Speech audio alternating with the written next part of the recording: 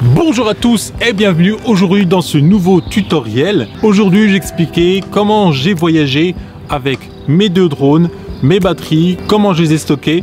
Je vais expliquer tout ça, il y aura un peu de calcul, rien de bien compliqué en tout cas. Vous allez voir, je vous dis ça tout de suite.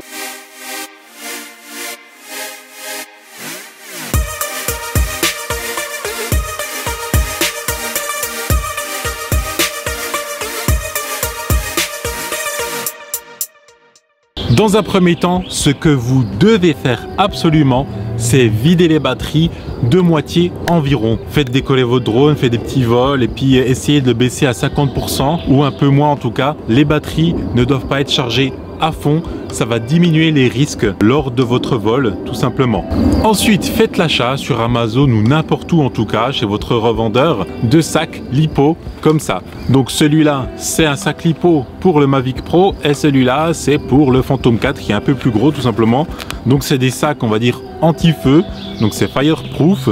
Et c'est vraiment très important d'avoir ce type de sac là lorsque vous voyagez. Moi je vous conseille en plus de prendre des sacs individuels et pas un gros sac où vous pourrez mettre toutes vos batteries dedans, dans le sens où si jamais il y a une batterie qui prend feu, ce ne sont pas toutes les autres qui prendront feu en même temps. Donc en tout, quand je suis parti en Norvège, j'ai fait 6 vols complets. Donc Genève, Munich, Oslo, Bodo. Et donc j'ai présenté mon sac drone, c'était mon sac de cabine. Et je l'ai présenté à la sécurité dans un premier temps fermé, mais je me suis vite aperçu qu'il était mieux de l'ouvrir complètement. Donc j'ai ouvert mon sac à chaque passage de sécurité.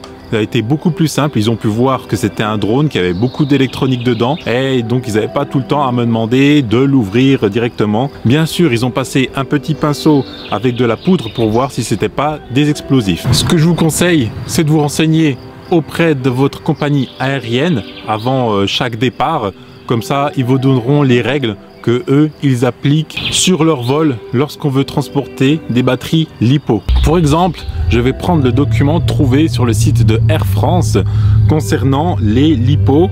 Donc on voit que interdit en cabine et en soute, il y a pas mal de choses et en fait ils indiquent les drones avec une capacité supérieure à 160 Wh. Donc là il y a un petit calcul à faire. Eux ils indiquent que le Wh c'est égal à la tension multipliée par l'ampère-heure. Là sur nos batteries on est sur du milliampère-heure. Donc la formule exacte ça va être les Wh est égal à la tension fois le milliampère-heure divisé par 1000 pour qu'on ait le bon calcul, tout simplement. Ça, je vais vous le mettre à côté, vous verrez, ça va défiler. C'est un calcul un peu chiant, ça je l'accorde, mais c'est important de savoir quelle est la puissance qu'on transporte lors d'un vol en avion par rapport à ce qui est recommandé.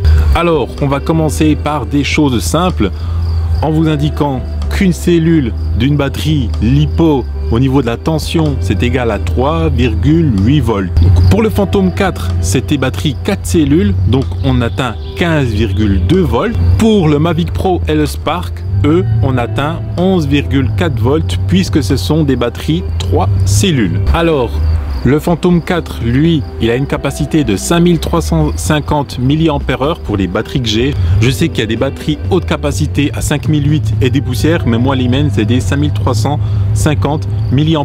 Donc 5350 multiplié par 15,2, le tout divisé par 1000, on obtient un résultat de 81,3 Wh.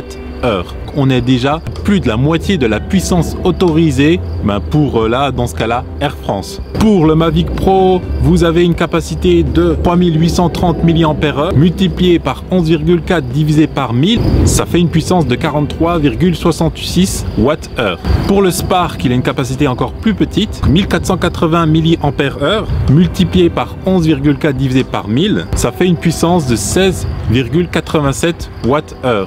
Alors pour ma part, j'ai voyagé avec 3 batteries de Phantom 4 et 2 batteries de Mavic Pro. On est à 330 Wh. Donc là, on explose, on est à plus du double de la puissance autorisée sur les vols. Du coup, le mieux, dans mon cas, de toute façon, ça a été de partager les batteries réparties sur 3 personnes. Et là, du coup, on est tout bon. On n'a plus autant de puissance sur soi, donc c'est dispatché sur 3 personnes. Voilà, on dispatche pour faire maxi 160 Wh par personne, donc sur 2 ou sur 3 personnes. Voilà l'astuce que je vous donne en tout cas. Et le dernier point super important, c'est la législation sur place. Alors ça, c'est une question qui revient très souvent. Et donc en fait, il y a une carte qui existe et qui est sur Google Maps, qui a été créée sur My Maps. Et elle s'appelle Drone Laws for Every Country in the World, ainsi de suite. Je vous mettrai donc le lien de cette carte-là en description. Vous pourrez l'enregistrer dans vos cartes sur Google Maps à la retrouver très facilement. Donc là, je clique dessus. Et là, il me met tous les points de tous les pays. Alors, moi, je suis allé donc en Norvège, dans les îles Lofoten. Le petit point, il est ici. Et donc, je regarde au niveau du pays. Donc, on va regarder les grandes lignes. Hein. Donc, c'est 120 mètres maximum au-dessus du sol ou au-dessus de l'eau. C'est à 150 mètres des gens, des véhicules et des bâtiments qu'on ne doit pas voler au-dessus de zones militaires, au-dessus de prisons, ou si on a bien sûr la permission de la personne en charge localement. Voilà. Bon voilà, c'est toujours à base d'autorisation de toute façon. Clairement, en gros, la législation là en Norvège, ça se base aussi sur du bon sens et elle est très proche de celle en France.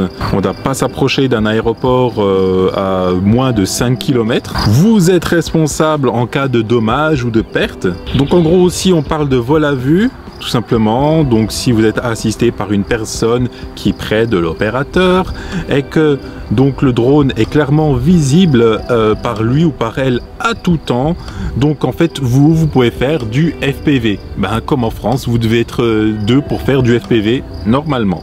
Donc voilà les règles qui s'appliquent là en Norvège. Vous avez énormément de pays, donc voilà, il y a un peu toutes les couleurs et vous pouvez voir que par exemple le Maroc, c'est complètement interdit aussi, sans permission, donc sans demande de survol. Et il y en a énormément qui demandent si on peut aller au Maroc avec son drone ou pas. Là, clairement, moi, je n'y vais pas au Maroc avec mon drone, je le laisse à la maison. Et c'est bien mieux comme ça en tout cas. Si vous avez des questions, n'hésitez pas à les laisser dans les commentaires, j'y répondrai. Si vous avez des choses à rajouter, n'hésitez pas non plus à le laisser dans les commentaires, en tout cas. Donc d'ici là, je vous souhaite une bonne soirée. Photographiez, filmez, volez en toute sécurité. À la prochaine. Peace!